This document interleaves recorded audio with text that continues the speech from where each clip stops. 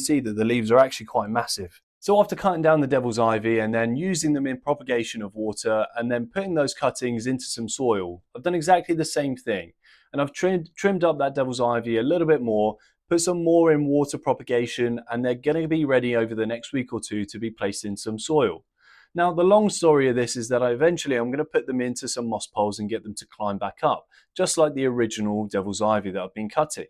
But for the meantime, what I've done is the original one is just behind me, and I've got it to be in a position where it can still grow. So have a look and see what it's doing at the moment.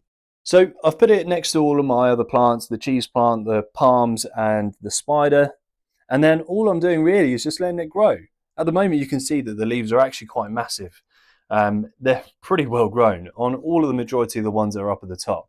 But even in the areas, as you can see, I've cut, they've still managed to grow through, and they're still growing through really, really well.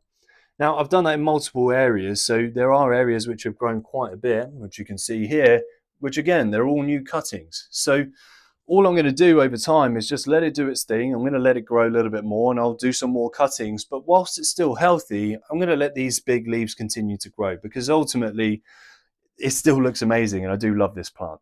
So yeah, I'll keep you posted on the results.